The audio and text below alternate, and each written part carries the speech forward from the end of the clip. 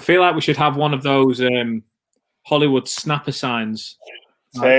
Take 74. Action. Take one, mate, all day long. Gear down. Take 75. Mixing it up today. We've got the big boys. That's We're not messing about. 2 hands, mate. Get 2 hands on that. Hey, that's what she said. Podcast Thursdays, boys. It's my favourite time of the week. Too early for that. How are we? You well? Good week. Nice week. Can't complain. Nice week. Happy days.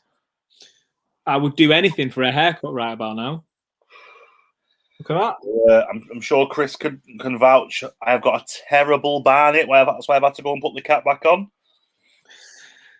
But other than that, yeah, can't complain. How about you boys? All good? All good, mate. All good. Standard. Not bad, mate. Yeah, I've not strangled any of my kids this week, so yeah, it's a bonus. It's a great week for me. I saw a naughty picture on your Instagram, Dick, over a takeaway that looked ridiculous. Oh, mate. Are we allowed to drop names on this or what? We can do, because then we'll just invoice them for a sponsorship. They've agreed to provide. It was Zumu Sushi in Worsley. Mate, out of this world.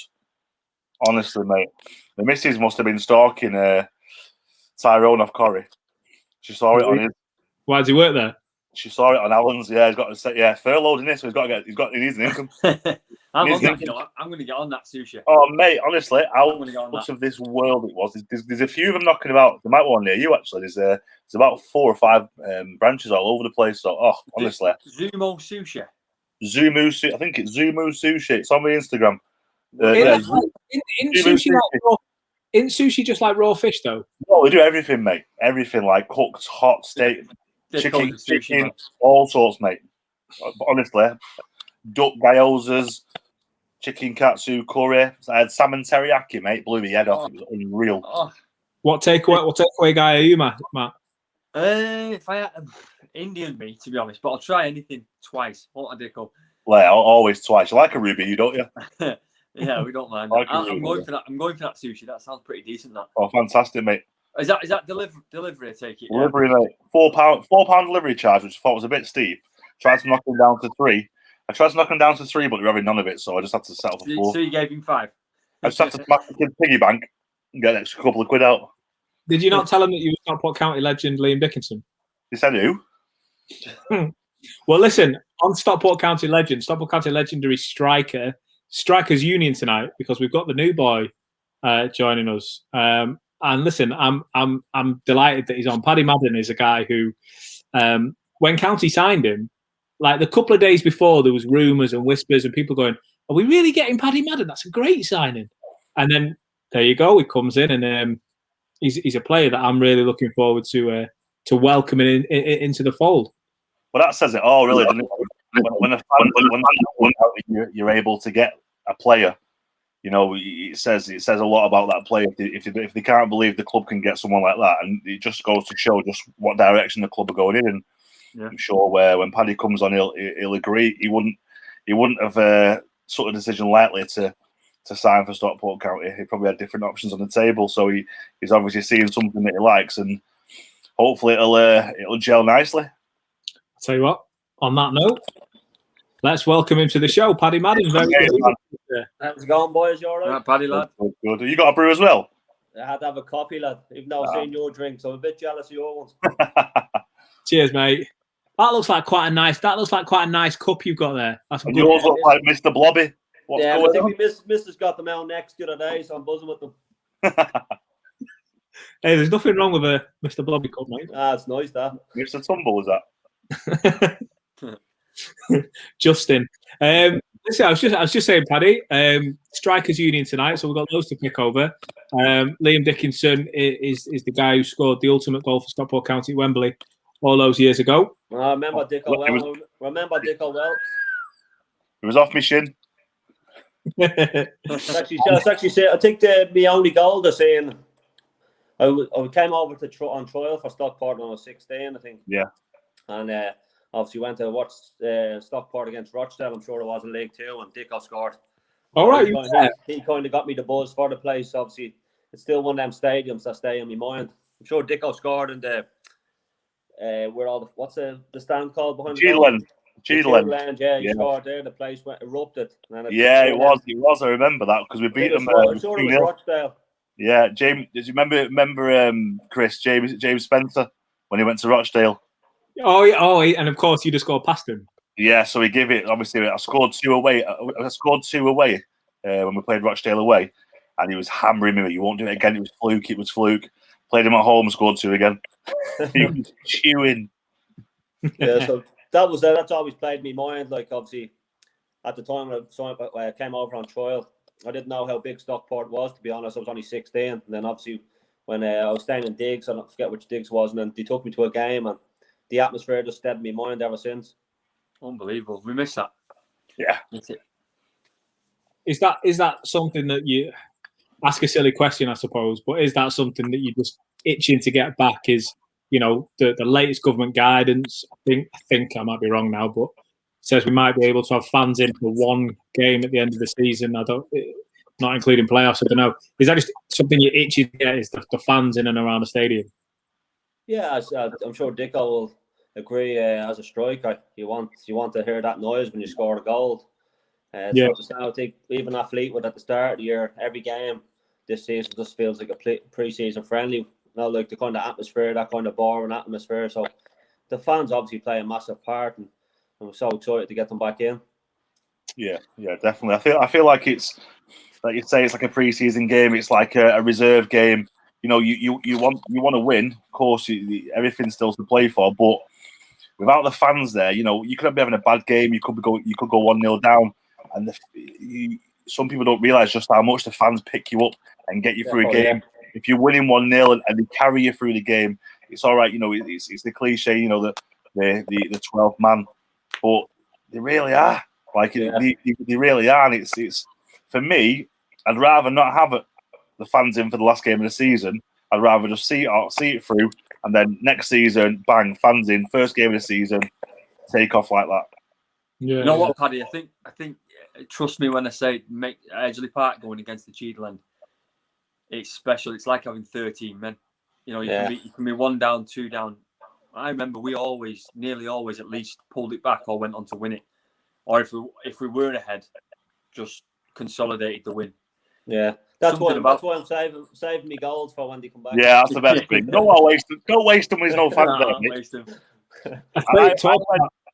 When I first started for county, I think it was my 8th or 9th goal. Was I'd scored my first 7 or 8 goals were in the Cheadland, or if we played away from home, it was towards. I couldn't score if it weren't towards county fans. It was crazy. Yeah. I think it was my first 8 or 9 goals. I didn't realise it until someone told me, and it was playing in my mind. I was like, I need to score that end. I need to score in the railway. I couldn't score. No goal. Yeah, I couldn't score unless it was in front of the county fans, and it's just one a memorable thing for me. That it's just how they kind of get you through the game.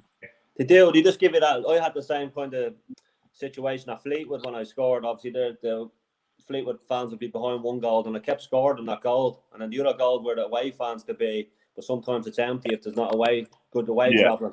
And I didn't score in that goal for a while. I just kept scoring in the busy one. So it's momentum, isn't it? It's momentum. It is, yeah. Because if you get a corner or something, like Dick said, get a corner, the atmosphere is going. It's crazy. They just lift you. And you all come running down to the bottom. They all screaming and shouting, and you're like, "We're going to score now!" And it probably deflates the away team a little bit, and puts a bit on that as well. We're only speaking about it with the boys today in the dressing room, like how much the fans urge you on. Like you might make a last-ditch tackle or something, and they give you that roar, and or chase 20 yards to 50 yards and win a tackle, and then you're thinking in your head, "I'm going to do that again next after that year." You know what I mean? So it does urge you on all that stuff. So, but we've spoke about it away as well. Away games being on the receiving end of that, and being under the cosh for the first 20 minutes at the likes of Tranmere and other clubs of a similar stature, and it's just horrible because you got Tranmere's starting 11 on the front foot, and you've got a roaring crowd all against you. So you're just throwing your body at every tackle, blocking shots, and people must feel that when we were going forward, putting the pressure on. Even more so if we're finishing the game strong, and we're chasing a lead or we're trying to get a winner. It must be class. I want to mention, talk about wasting goals. It felt like it should have had more Partridge commentary on it the other night. Will Collar's first goal for Stockport County, Paddy, that you got the assist for. What? Then he broke my neck. What? So, oh, I did. I missed it. I was like flipped over on my neck, and I thought I was about to snap my neck. Then I just heard a cheer, so I just jumped up. But I saw that. I was watching you because your arms were out like this. Yeah. Your man's flipped me. I've landed on my neck. I'm thinking, oh, that's hurt that. Then obviously I heard a big cheer, and then the momentum just lifted me, and I just ran. But as I ran over to the boys, I'm so dizzy in the huddle when we're all celebrating, and I was like, I didn't even get to see that goal. But thankfully I've seen it now, and some strike. Somebody counting you out there for 10. Yeah. What a strike. Yeah, well, so Will's a rocket, wasn't it? I've only been here a week, and he does that quite a lot in training, to be fair to him, Will. So hopefully a few more to come. I'm gonna kind of race through things if you don't mind, Paddy, because I've got another special guest on the way shortly. No problem. One thing I wanted to ask you was, you've come from Fleetwood, and Dicko the other week told this great Joey Barton story. Without asking him to relive it. What's he like to work with, Paddy? He's obviously good. We had a few clashes, me, and obviously we have kind of, I wouldn't say similar personalities, but I'm one of them people. If I don't agree with something or I think I'm being harshly done by, I'll obviously let you know. I'm not one to obviously just sit there and take it. So we had a few run-ins ourselves, but his idea on football is quite refreshing. He's very good, but I think he obviously just needs to probably calm down when he gets head loss a little bit, stuff like that with his players and stuff. You know what I mean? That's obviously the way he is. He's obviously.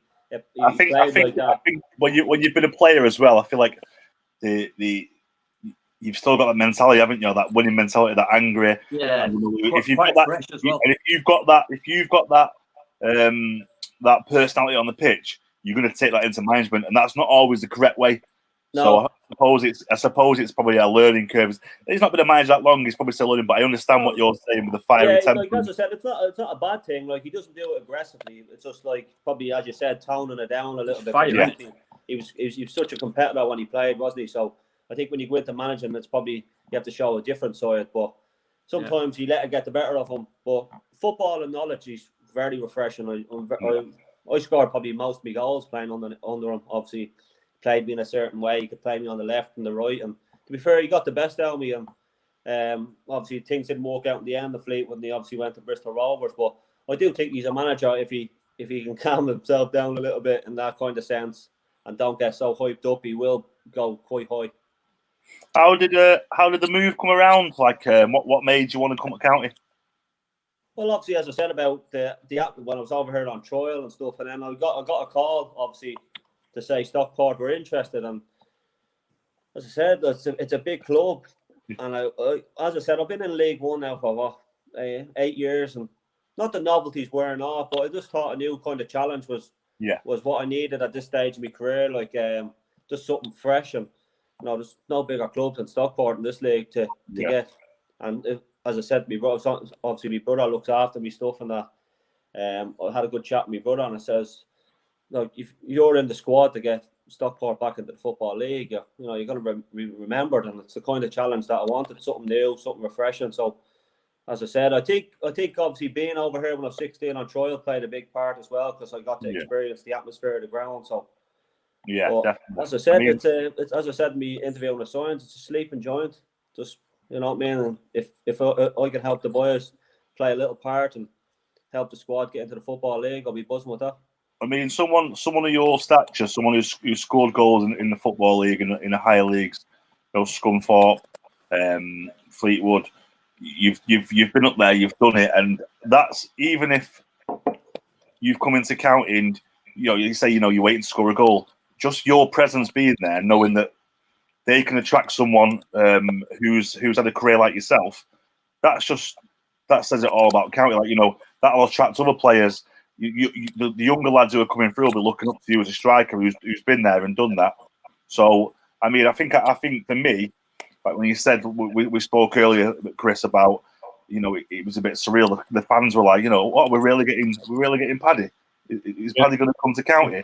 and it just shows the direction the club's going in, and where we're at the minute. And like I say, I think it's fantastic for the younger lads coming in to working with someone like yourself. Yeah, as I said, I'm looking forward to obviously getting to help the young lads. But you even saying that about a club like Stockport County, obviously want me, that actually is so humbling to me and so like refreshing to hear, obviously, that a club like Stockport, because as I said, I've come from back home, like I didn't sign over here till I was 21 in England, so you know, to have clubs like Stockport County after, it's still refreshing. And as I said, if we can help to get the club back into the football league, I'll be over the moon. I don't want to kind of overplay this card, but there was a fee you signed, Paddy, that was like, we are signing this new kind of star striker, if you like. I was getting messages, and I'm sure I wasn't the only person getting messages. Is it true? Is this signing coming in? And you know, sometimes you hear things, sometimes you don't. It's best just to never say anything. But this time, I genuinely didn't know, and I was thinking, it is a bit of a statement signing, do you know? And I kind of, again, I don't want to put too much pressure on your shoulders, but you look like you're reveling in it out there. Yeah, obviously, as I said, it's refreshing for me for a club like Stockport to be after me. So obviously I had a good chat with my brother and stuff, and then had a chat with the chairman and the manager, and obviously looked at the squad of players that he's had here, great squad of players that have all got promoted out of the National League and stuff like that, and then the ambition of the chairman, ambition of the gaffer was quite refreshing. So it didn't actually take long to get through, to be honest. Obviously, it was interesting. It only took me about obviously a week just to sort out a few things, and I was excited. As I said, it's a challenge I'm looking forward to, and as I said, I'm just delighted to be here. Yeah, no, it's something else. And so, do you know what? I'm gonna fill for a couple of minutes, because we did have someone, and I can just see he's not in it. Oh, hang on, he might be coming in. He's giving me a big smile, so he's there. I'm going to bring him in, Paddy, because I think you might know him. So before I let you jump off, I'm going to bring in our other special guest tonight. I've never had 5 screens on, by the way, so I don't know how this is going to work. But we're all going to end up this big. Here he is. Oh, not this fella. Jeez, I've just fallen asleep listening to all that. Hey, have you dyed that beard, Craig?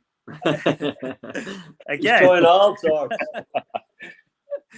I've just got. I have always got it grey nowadays, mate. I'm not into all that dyeing stuff. Just grow. How are you? Are you well? I can see Chris twitching. Flip your camera. I am not. You read me through it. Andy Welsh, thank you for joining us. Could you tip your camera on its side for us, please, mate? Dicko, you flip yours now. Go. Is that better? Hello. That's better. Yeah, maybe right. Now, as I understand it, Andy Welsh and Paddy Madden, you guys have played together before. Keeps following me everywhere. So we actually played for so many similar teams, haven't we, Welsh? Yeah. I know. Yeovil, Scunny, Stockport. Yeah. What was it like in Yeovil? I loved it down there. Obviously, I was at Carlisle with Welchie, and obviously got sent out on loan to Yeovil, and it was like 7 hours away, and I'm thinking, that's a long journey, that. And then went down there, hit the ground running, and loved it. I used to hate going Yeovil away. I loved it, Yeovil, to be fair. Tuesday night. I actually enjoyed it down there. Obviously, I'm from council estate back home, so I'm used to busy stuff. So the actual quietness was actually lovely and peaceful. Yeah. Andy, what's Paddy like in the dressing room? What kind of influence can we look forward to from him? Oh no, he's a winner. I spoke to him before the first game last week, and because I'd only just seen it, Anna, so he was on the way into the ground, and fantastic signing for Stockport, no doubt about it. Guaranteed goals, work rate's phenomenal. Just ain't got a left foot, No, honestly, in terms of getting out of a division, like I said at the time, I think it's a signing that, pretty much states that they want to get out of the division, not next year, this year, because, certainly Paddy is someone that will get them goals and fire them up the table. Well, I was saying earlier, Andy, obviously signing Paddy, County haven't had a big sign like this for a long time. A statement signing. We're bringing a big, not like I say, no pressure on Paddy here, but a recognised goal scorer, a big name for the club, because I don't think recently it's been at the stature where he can do that, and it can attract someone like that. But it just shows where the club is at now, attracting players like Paddy. It's a fantastic time. Dick, I think the last time that they probably signed a player like this, and this is no joke, Chris might remember this, is probably you like to see your Ricky Lambert and your Ben Burgess. Big Ben Burgess. Ago, because I go on about it back then. Brendan Elwood, when ITV Digital crashed all those years ago, we were spending money. They spent $500,000 on Ricky Lambert and Ben Burgess. And that was probably the last time they ever spent money. Yeah. You went, Alfie went, Albie went, all the players that came through the youth system got sold. So they've not really invested any money back in because they hadn't had any money. So there's no pressure, Paddy, at all. I mean, you know what? He can handle it. To be fair, it's a big demonstration of intent, definitely. I think to ease the pressure off Paddy a bit. I mean, he's sitting there thinking, I need to get my brother on the phone here. But you just got to finish the season leading goal scorer, and that'll do us. You back? No, I think to be fair, if you look at the start of the end of last season, the beginning of this, it was all a bit of a mess, obviously with COVID. But when we were signing the likes of John Rooney coming in, we were starting to make those. So Paddy, to be, I want to say this in the best way possible. It's not like he's come into a group of absolute kind of pub players. There are some big names and good players in there, but I can take the point on, and I think when you look at some of those players that we signed, and obviously I know Connor Jennings was one of them, and we'll speak about Connor in a little bit. So that's terrible news that's come out today. But with those kind of signings with Connor, and then with John Rooney, and now with Paddy and other players kind of around the park, I think as a club as a whole, that level is going up. It's not all on Paddy, but Paddy is part of that step up. Yeah, that's right. That's why I came in. Obviously, I don't feel the pressure because I have confidence in myself. Obviously, a few games gone, I haven't scored, but as I said, I was having a good chat with the gaffer today. If I'm not scoring, I'd like to think I'm contributing to a win. So if we weren't winning and I wasn't scoring, then it's probably something to worry about. But at the end of the day, we all want to get out of this league and get into the Football League. So if it means the team winning, I may not score, and I'll happily take that. You know what I mean? Just so we can get out of this league and get the club back in the EFL. Do you know what though, Paddy? I think you and Liam will know this better than anyone. I think scoring or not scoring at this level, as long as you're doing your job and contributing, if you've not scored after 10, 12 games, then you might be classed as being on a little bit of a drought, or maybe underconfident or something. But if you remember Fernando Torres, when he had his drought, he was still pretty much spot on most games. He was assisting everybody. He was leading the line. It happens. I think there's more to a forward's job than scoring, definitely. Absolutely, that's why I go off. If I'm not scoring, I want to have some sort of say on the game. So if that means assisting or work rate, winning the ball back, I'm always feel happy when I'm driving home, and I think to myself, I've contributed there. So as I said, the goals will come. I think when I first signed for Scunthorpe, I didn't score for my first 6 or 7 games, if I'm not mistaken, and obviously went on to score. Yeah, we were all talking about you in dressing room, saying we go back to the conversation we had. Was it last week or the week before about like greedy strikers and selfish players? And you can score 10, 15 goals in 30, 20, 25 games, and you as a striker you get judged on that a lot. But a lot of people who know football will see the hard bits, the dogging bits, the throwing your body on the line, the throwing tackles in, winning flick-ons, assists, and that's what matters in football.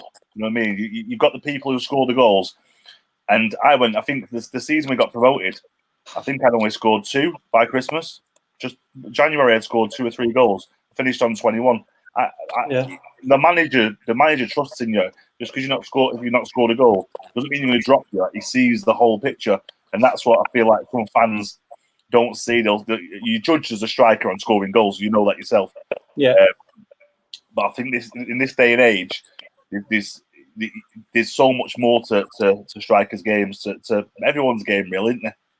That's it. Like as I said, I had a good chat with the gaffer today. He's obviously pulled me in. He said, "Don't worry about the goals." He goes, "I'll see what else you're contributing." What did you say? What goals? What? Did you say what goals? No. He said, "I'm not worried." Can you just enlighten us before we let you go? I have 2 questions for you before we let you go. Yeah, no problem. First one, can you enlighten us on the Sam Minahan story when you've had a header that's flashed wide and the gaffer's put his arm around Sam Minahan? From 2 yards. And the gaffer's put his arm around Sam Minahan and said, "Don't worry about it." Yeah, we obviously after the game, he obviously thought it was Sam, and he said, "Oh, don't worry about the miss." So I just walked by Sam and said, "Yeah, don't worry, lad." And just I got away with it, and then obviously Sam's obviously filled them in. That wasn't him, and it was me. But I just walked out of the dressing room as quick as I could. And finally, in the interest of fairness, what was Andy like in the dressing room?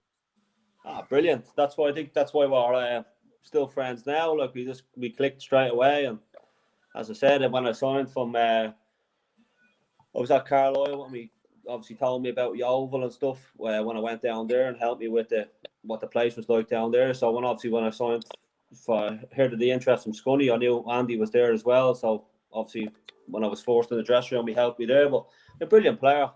You know, what you could always say, he was lively and one of the good pros that obviously when things weren't going well for me at Carlisle, he'd always stay out after and make me work hard on my game and work on sprints and stuff like that. So stuff like that you always lock in the back of your mind and you just thank them for it. I think with Paddy guys as well, people don't realise he went through a bit of a tough time at Carlisle, didn't he? In terms of didn't get as many opportunities, and people probably look at him now and he's had a fantastic career so far. But you go through them struggles, you're on about there not scoring goals, but for some reason Greg Abbott just wasn't giving him an opportunity. And I remember we played in a reserve game and his head were boiling off because he just I could see him getting frustrated. And sometimes when you're that older pro, you have that little chat and you can tell that there's a player in there that's dying to get out and show people what they're all about. And I always say this. Skivo called me about him for Yeovil. I said I'd take him all day because of the way that you play with his energy and that. And so I'm taking credit for him scoring in the playoff final. But he's gone on and done fantastic on that side of it, and can tell he's grown into a good old pro as well, giving good information to the younger lads as well. Yeah, I think stuff like what Welsh he done with me, like obviously when he looked after me when I was younger, obviously I can bring that in now as well and think of how good that made me feel. So with younger lads now, I can do the similar stuff when they're having a bad time. Because as Welsh he said there, Carlisle, I was like a couple of days from leaving Carlisle and going back to Ireland to play. Like, so I had 2 years over there. Obviously wasn't getting the run of games that I thought I deserved, and obviously had a couple of bad injuries, broke my foot and such. So I was close to going back to Ireland. Had an offer from back home to sign for St. Pat's, and I was really thinking about doing it. And then Yeovil just rang me up out of the blue and said, "Would you come down here on loan?" And obviously they were in the same league as Carlisle, and just looking back now, like little things like that. As I said, I could have been in Ireland and probably wouldn't know nothing about me, to taking the chance, going to Yeovil and just backing yourself. You always have to back yourself.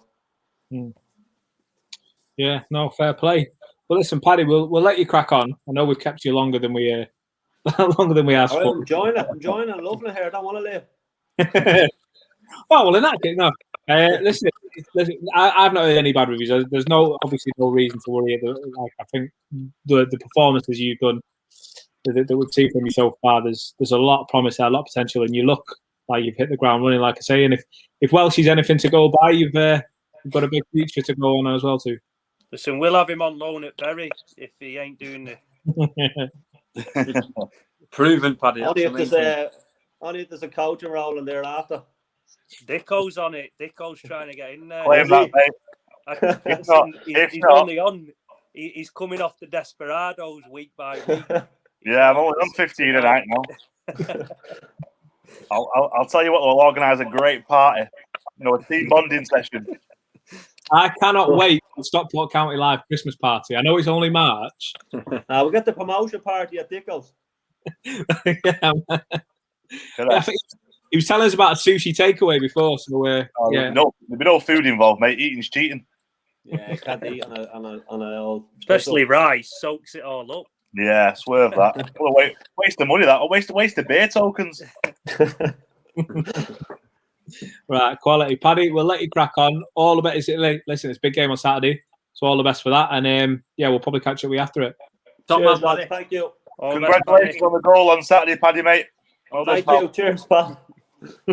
Cheers. Paddy Madden, listen, I think it's a great signing for County. Looking forward to seeing what he brings to the table. Looking forward to seeing what, like you were saying, helping the youngsters through. Players like Alex Reid, who's shown amazing potential already, who's already shown he can contribute, can only learn from players like Paddy. Yeah, I think with Alex Reid, the games that I've seen, certainly the 3 I went to, he needs someone else there with him at times because the amount of work that he gets through. And I think Paddy's someone that can do that. And also, if Paddy's starting games, Alex is someone that he's got absolute pace to burn, can come off the bench and affect games that way as well. So, like I said, he's a top striker. And when I saw it, I thought, flipping heck, that is a great signing. Yeah, I think you texted me, didn't you? Just saying, what sign? Yeah, definitely. No doubt about it. He'll get goals. He's a top kid. And the biggest thing, what you've got to look at now, where Stockport are, will they win that league? It's a tough ask at the minute with the way it's going. But playoffs, you've got someone there that's won playoff games and lost playoff games. He's got that experience, and that's what you're getting with Paddy. Can't buy experience. I feel like it's massive on that aspect. Obviously what Welsh said about the young lads. I mean, it don't matter how old you are. I've played, obviously gone from a county team where you've been the big fish in a pond to, where you're a goldfish in an ocean, and then and on and on and on. And you get to a point where you think you not know everything, but there's not much you can be taught. That's your game, and you just have to come across one player. I mean, I've played with strikers. Nicky Forster scored goals for fun throughout the leagues. Neil Harris, Chopper, and just little movements, and they pull me to one side. I'm a 26-year-old guy. I'm one of the senior players, and I've got Chopper, got Neil Harris next to me, saying, if you just do this, or you just look on that shoulder, or just pull off that shoulder, and it just improves your game so much. So I feel like Paddy will be able, like you say, pass that experience on to the younger lads, and even some of the senior pros as well. I think it's a fantastic situation that County are in now, being able to attract a player of his stature. Did you ever mention to Neil Harris, or did you ever ask him what it was like being a champ manager legend? No. That'd have been my first question. Andy, last time we had you on, it was obviously great, and I'm not kidding here. I joke you not. The public demand to get Andy Welsh back on has been overwhelming. The amount of messages we've had. Can you get Andy back on? Hey, Ridgway, can you take a night off and get Andy back on? I've had that before. But I felt like you came on. It was a hard night. So obviously, it was the first one after Jim had left. So we didn't really catch up with you. But how's everything going with you, man? What are you up to? Just the same, really. Waiting for lockdown to be over and get back out on the pitch and coaching again. We've just found out today that we're due to start the season on the 31st of July. So I'm just putting this out there right now. I've already messaged Steve Bellis saying I need a game against County pre-season. It needs to happen. So if you guys have any pull, make it happen, because it'd be great for us to get a Stockport team over. Should we ring it pre-season? Oh, yeah. Yeah, exactly. Yeah. So, looking forward to that. So it's a really tough one, though, guys, to be honest with you, because I don't know if you've been up to date with obviously our league in terms of it being null and void now. And also because everyone can come back on the 29th, it means that you can start training again. So some teams were trying to be clever, setting up like a mini tournament and things like that. But these were also the teams that wanted the season null and void because they didn't have fans in. So it's been an absolute disgrace, to be honest with you, the way that it's been handled. And really, you know, certainly for our club, even though it's our first season, people point the finger saying, oh, they've got loads and loads of money. We actually haven't got loads of money. It's all been self-generated. So we've had to pay thousands of pounds because we know we're getting fans into a ground for COVID compliance stuff. So we've lost a lot of money, and these people are still trying to do these tournaments, and now they're not because they can't have spectators in. And it's like, you know, we could have all made it happen if we worked together, and it's just been a bit of a farce, to be honest with you. We had how's the squad looking for next season? Have you got the bulk of the squad still? Have you got all the squad still for next season? Yeah, I mean, you know yourself, Dicko, at the level that we're at, it's like a revolving door sometimes, isn't it? But you know, I've gone on record saying I want to keep all the lads really because they played 7 games. We were top of the league, scored 20 odd goals, I think it was, and we were flying. So the work that we've done with them, it's already been done. So you're not having to start again. And I think that's a big thing in football. At whatever level you are, you have to have a nucleus of players that you've worked with, and they understand the way that you're working, and vice versa. Yeah. Danger you've got, Andy, is you show any promise with any lads, and they're cherry picked, aren't they? You know. Yeah, but I think the lads that we've got, to be fair, you know, not being funny, but you're going to jump up to Evo stick level and play in front of 75 fans, or you know. It depends what they want to do, doesn't it? You know, we're on. Everyone keeps saying a journey, but you've got an opportunity here to be part of a squad that's going to be challenging. You know, we want promotion, we want to win leagues, so that's where the winners come about. So everybody watches a winning side, don't they? As well. Yeah, definitely. Yeah, everybody watches a winning side. They tune in at any level. I always remember playing against that Che Adams. He was at where was it now? I was playing for FC United, and he was playing at Ilkeston. Wow! And he scored 2 goals, I think, against FC that day, and I think he got a move the following week. But you know, he's played at that level, so there are players that move on from them levels. Look at like Jamie Vardy. Jamie Vardy, yeah. I mean, he's probably the biggest name in that's ever graced the Premier League from non-league. You look at Charlie Austin. Charlie Austin, but Charlie Austin played in the leagues for a bit, didn't he?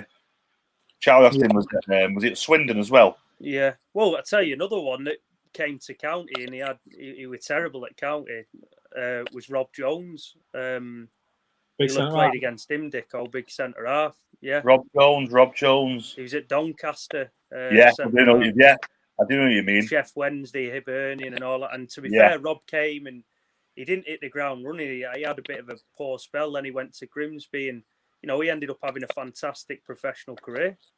Ollie Johnson's, I mean, I know he didn't make those heights of, you know, champ and prem, but I remember playing against Ollie for Nostell Miners, pretty much you know, one up from a Sunday League outfit in Leeds. Never heard of him. Pitch was more mud than grass. Yeah. And he didn't even start. He came on for them. I think we were 2-2. They were kicking crap out of us, young reserve side. And we just scored. And, you know, you go back to the kickoff and their kickoff, they made a sub. Ollie come on. No one had heard of him. Just ran through our team like they weren't there. Scored. Same again. Scored. Only about 10 minutes left. He bagged 2 in 10 minutes. He was in on trial the following Monday. Played a reserve game. Played another. Signed. I love that story from Alan Lord about Ollie. It's a great story. Talks about it. Didn't he chip the keeper? He did. Against Crew, his left foot, Yeah, quality. Ollie's a top kid as well, to be fair. He is a very... He could be a little signing for you, that. Funnily enough, he messaged me yesterday. No, it was about... because obviously I did that podcast the other day and he said... Phil Parkinson did the same to him, invited him over to Valley Parade and never called him again. He had, you know what? He was just cursed with injuries as well, wasn't he? Yeah. he had so much ability. He moved to Norwich. It was at Norwich, weren't he? He went You know to what? Norwich We from got him. Stockport. Yeah, we got him on loan from Norwich at Yeovil, and he came in for Yeah. a couple of. Do you know what? Loved playing in that little role with him as well, because he could take the ball and he'd bring others into play, and he was just. I remember he scored a goal away. Strong and quick. He was most dangerous up the pitch, wasn't he? With very little responsibility defensively. Just let him do his thing. Very quick over a few yards. We played him. Skibbo played him as a lone striker. That's what I mean. Yeah, with one off and then obviously two wide men, and he absolutely thrived in it. To be fair, did really, really well. Yeah. To be fair, he's another one that's followed me about a bit because he came up to Carlisle. It's a football circuit, isn't it? It is. Yeah. It is. Yeah. Keep your friends with you when you're traveling around the globe. I know. Yeah. Yeah, get him in. Give me contract. Oh, by the way, just got to say, sorry, I've got the game on here. Calvert-Lewin is fantastic, by the way, isn't he? Yeah. Is it 15-0 yet? What score is it? It's 4-0. Taught him everything he knows, by the way, didn't we? Well, he's another one, isn't he? Who's at Staley Bridge, wasn't he? With you Staley guys? Vegas, yeah. It's basically taught him how to score goals, and now he won't even reply to me. Yeah, I was going to say that. Now you're just trying to get a like on your tweet. Yeah, anything. Don't worry, mate. I'll click Just a retweet. Yeah. What a fantastic player. I want him to score flick and put his shirt up over his head and have like a message that says "Poor Dicko" or something like that. Yeah. Well, he's scored 2 already, and he's not done it yet. So I'm waiting for his hat-trick. Yeah, he's saving it, mate. He's saving it. He came to Staley at 18, and he was so lightweight, but so. He was built like finisher, wasn't he? He was built. It must have weighed about 7 built stone. like a cigarette. He was. He was built like a broom. Yeah, and but he was strong though. Quick. He could win. He was so good in the air. He was strong. You thought he was going to get bounced here off some centre half who was a Tyler. Centre half or something. Centre half who was a Tyler during the week, and he was so strong. And I think he scored about 5 or 6 goals in his first 3 games.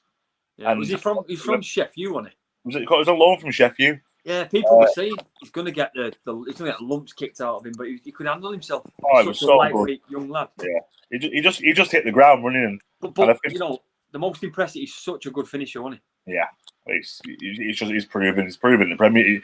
If when you're proving in the Premier League you can score goals, then you know you're a good goal scorer. Yeah, he had a great frame. He had a frame like mine, but I've still got it. And he just developed into it. He had a cracking frame. I've kept that frame, but he's developed into like a monster. He's turned into a man now.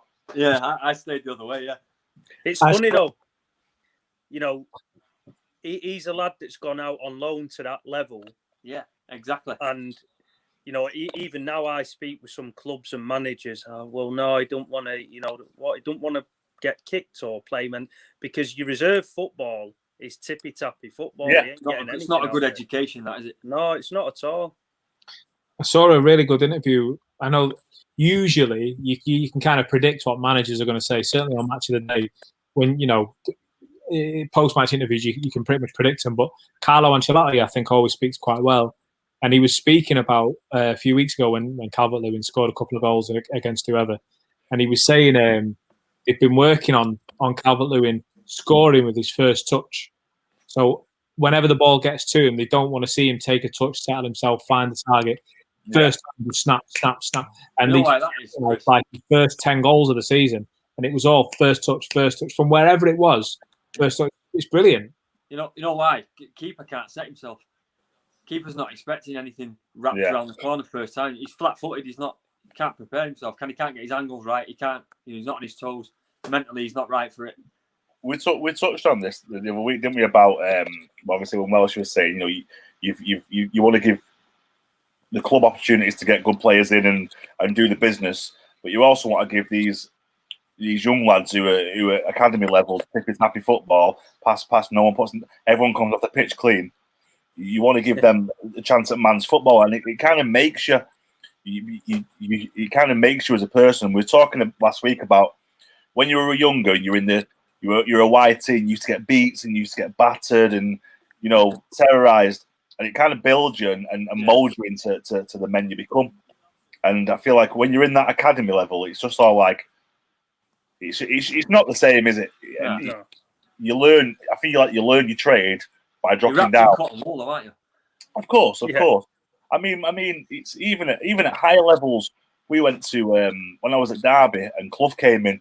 We had obviously Paul Gill was in there, and he was like, I'd come from County in the morning with a bit of toast, watching Peter Ward dip his fucking toast in his coffee, to Derby County, scrambled eggs, poached eggs, beans, porridge.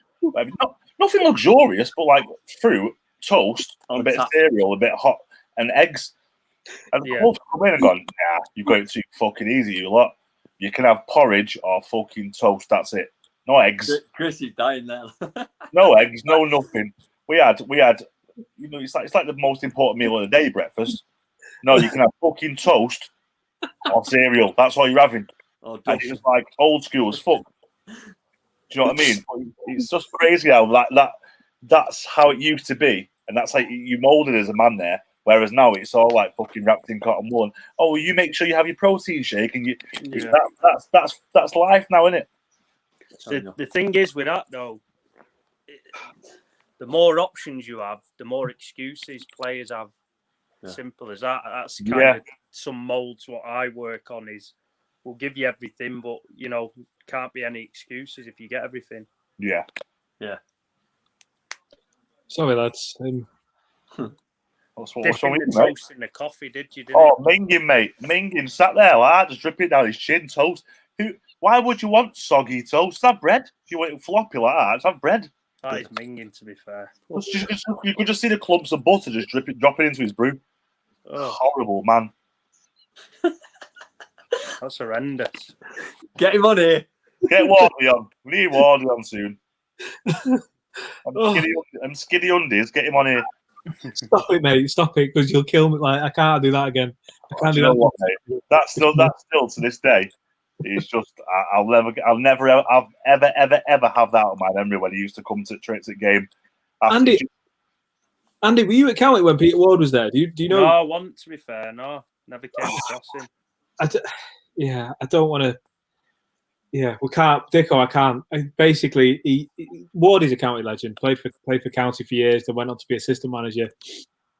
No, I know of him. Yeah, I just don't. Yeah. I've never come across him. All that aside, though, if I personally, I don't know what you think, Dick. I thought he was a tremendous coach, though. Me. Well, he was very. I feel like him and Jim just work so well together. Wardy was like the bit calmer, even though he was a bit of a cannon at times. When Jim was going off his head, he'd be like, "You know what? You know, you're doing all right." You know, he was that balance. He was a mediator, wasn't he, between the two?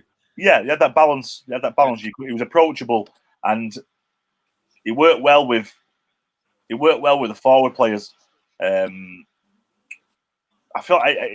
just feel like it works. There was such a good balance between Wardy and Jim, even though he had the banter. Jim was obviously more the serious. You know, the gaffer would try and crack a joke every now and then. It was like tumbleweed, nothing about. But Wardy was that clown. Missing. Yeah, clown. And like I say to you, I bring it back, and it was just it'll sit in my mind forever. Going to the game, and he'd travel from his house to the game on a match day, half an hour down the road or whatever it is, 40 minutes in the car, and he'd get changed, and he'd have skid marks in his boxers. Look at me, and go, "Oh, Dicko, someone's wiped their ass on my pants. What are you doing, mate? You've just come from home. Have a shower." Oh, hang it. Dick, old man, that's disgusting. Right, so I can't. It's Andy.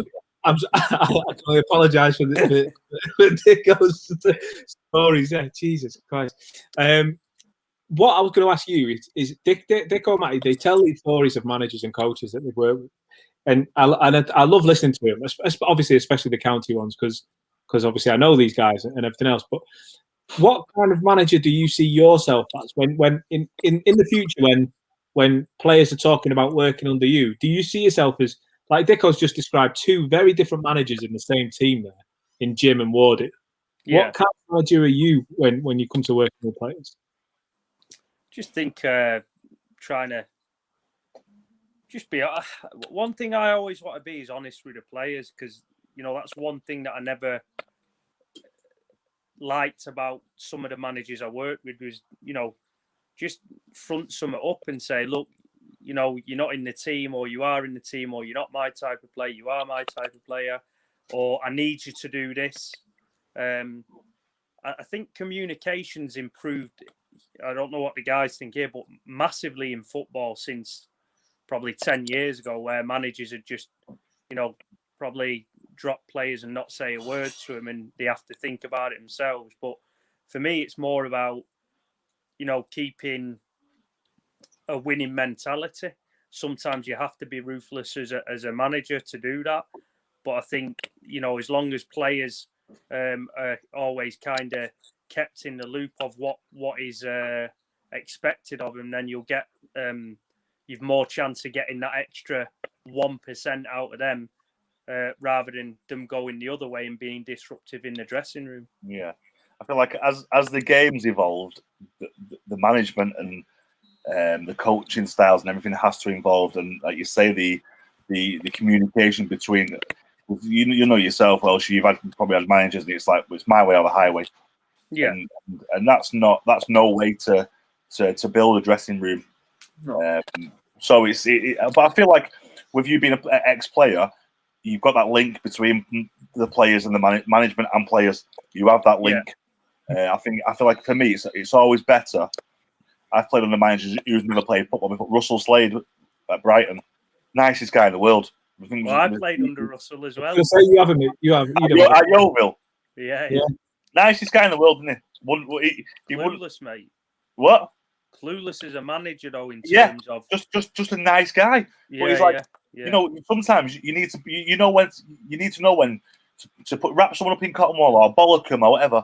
I don't think he raised his voice once in the 6 months I was at Brighton under him, and then you've gone from that player to Gus Poyet, who's a legend, who's won the Premier League, who's demanding.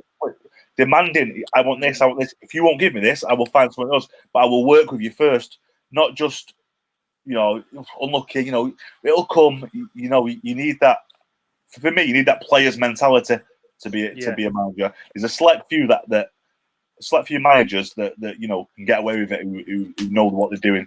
But for me, it helps massively the communication and the bond. If you've been a player, you've been there, because you know when to put an eye around a player, you know when to bollock someone, you know how to treat a player.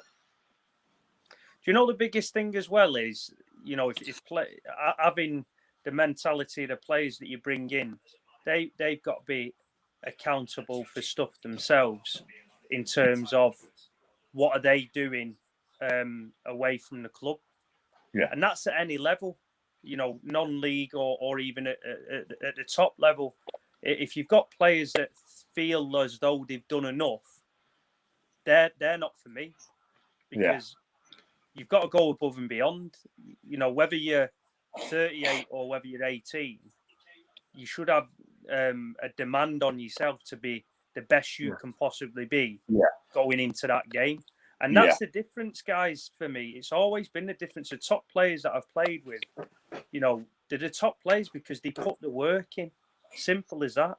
Have you noticed the difference in the level of, like you say, the commitment in the lower league? It's harder getting the commitment in the lower league than it is, obviously, up the leagues. Would you say? Oh yeah, without a doubt. I mean, I really, I saw it when I first took over at Ossett Albion in terms of, I took over a team that was losing a lot, and all of a sudden we're winning, and I'm making changes, and I'm getting knocks at the door saying, why am I not playing? And then I'm saying, well, have a look out on that pitch there. Yeah, well, I said, is anyone there? He said, no. Well, exactly. You've not played and you're not running. You come in knocking my door and you're the first one changed. So, I've been in that position where I've been out of the team. I've not played 90 minutes. I went and ran. I've been in that position where I always call it's resentment and resilience, isn't it? Yeah. If you're the type of person that resents your teammates winning because you want to be in that position, you're not for me. Yeah. If you're resilient in the fact that you think, right, my team are doing well, I'm going to get back into a winning team. That's the type of player that's always going to go on and do something. Yeah. I mean, for me, when I was at Guys and I was out the team, I was frustrated. I was angry because I wanted to be playing. And I mean, you know, obviously you do the running after the game, you do your box to boxes or whatever. And I mean, I was, you know, it can sometimes it can come across either way, can't it? You know, you're angry, but you want to be playing. You're glad the team's doing well if they won the game or whatever. And I remember I went for a stage at Guiseley and I was like, full time whistle go, and I just fucking run. That's it. Go box. I just wanted to get my running done. I didn't want to leave the pitch until I'd done my running, but I didn't want to sit there with the team talk because I was angry, I was frustrated. So I was just doing box to box, smashing it, sprinting, and it was in my head. It was like I need to do this because I need to show that I am doing the fitness side. Yeah. But it probably looked like I was not being a team player. I feel like that's just frustration on some parts as well. Yeah, I mean that's more probably down to your mental state at the time as well, isn't it? In terms of, like you say, that's your release, and it is tough. I mean, at the end of the day, Dicko, even at the top level, you know, when you've got people on hundreds of thousands of pounds a week, everyone struggles mentally when they're not playing, and you have to have that release. And it doesn't matter whether you're on £1 a week or 100 grand a week. Yeah, we all feel the same if we're losing that 90 minutes at the weekend. Yeah. You know, that what you're doing there, that sometimes is probably what I feel has changed a lot. I mean, I remember my last season playing was at non-league, and I played for Farsley for half a season, but I treated it no differently. Lads were looking at me because I'm using the glute bands before the game. They weren't even doing proper warm-ups, and this was probably back 2015, I think it was. But I knew the reasons behind why I was doing that. Fast forward now to 2021, everyone's using glute bands for warm-ups and things like that. So, you know, heart rate monitors, things like all that's come in. So things that have served you well in your career before. Yeah. That's what it is, isn't it? Yeah. What was your worst club? To obviously, if you weren't involved in the game and you had to run, what was the worst club to do it at? Blackpool. By a country mile. Because that what you said there about running when you were involved, I preferred to do it on my own rather than a coach say, go and do that. But there was a guy called Tony Parks. I don't know if you've ever come across. Yeah, he was there when I was there. He's not a guy that I want anywhere near me when things aren't going right, because he's the most negative man I've ever met in my life.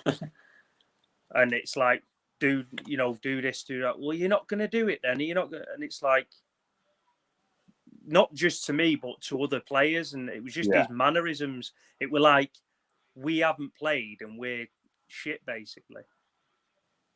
But then the following week, if you're involved, you know, he's in dressing room and he's having a crack with you, having a banter. And I don't do well with that at all. Them sand dunes ain't good, are they? Running them sand dunes in Blackpool Beach. Oh, well, to be honest, training were basic with under Simon Grayson and him. It wasn't. If I'm honest, I didn't enjoy it.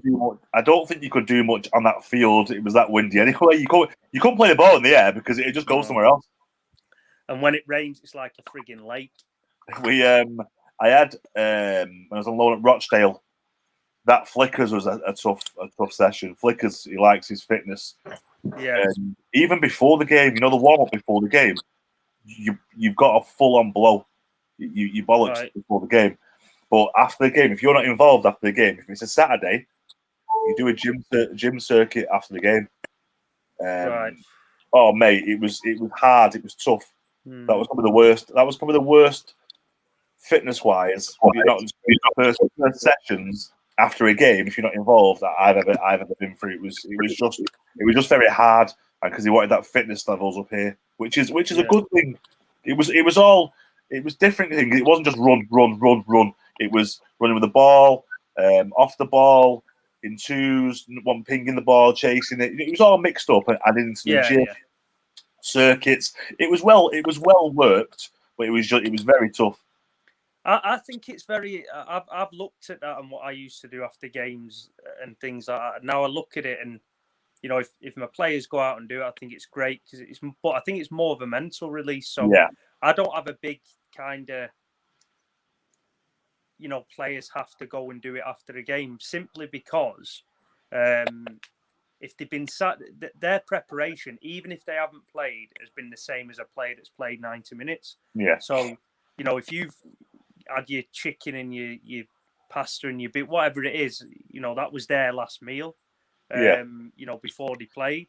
And then, you know, if they're on bench, you know, maybe having some jelly beans or something. And it's hard work being on the bench sometimes because you're thinking you're getting your chance and you know, you kind of, your heart rate levels are getting excited. You think I might come on also. Yeah. And then I think there's then that massive downward feeling of I haven't played here. And then if it's a cold day, you're then risking an injury of a player getting. So there's loads of different factors that I look into with stuff like that. If you're training hard during the week and you've got players that look after themselves, does that run on a Saturday really matter as a management staff to say, I need to see you running? Yeah. Or is that run down to the player to go, I need to do this for my mental state or because I need to do a bit more? And so that's, you know, I kind of leave it open, to be honest. Yeah. Good lad. There's so many things that I think, as an outsider, it's easy as a fan to say, criticise players that aren't playing, criticise managers for not picking certain players. And I think, listen, well, Andy, I'm going to say it again because I'm conscious we've been on air for over an hour now. I just don't want it to run on forever, but we could bring you back on and speak about it because it's relevant at County at the moment. The squad depth is big. The manager has, you know, he's got decisions to make, you know, about certain players. I know Niall Bell's recently gone out on loan, but it's tough with COVID. There's no levels below us, so players are finding it tricky to get loans, to get loan moves away. So, you know, there's going to be some man management skills required here soon, and it's, you know, it's going to be interesting to see how he handles it. So, yeah, if you don't mind, give us a couple of weeks, mate. I think we'll have you back. Listen, you're not hosting, though, mate. You're not taking my job, pal. What I was going to say, just because we have been going on for an hour, I do want to start wrapping things up, but we couldn't not mention Connor Jennings briefly, because that news that's come out today is absolutely, it's just heartbreaking for him. Yeah. You know, it's been a rough couple of weeks for County because obviously, don't know if you heard about Tom Bennett, the classic County midfielder the other week with his son passing, and it's just terrible, heartbreaking news.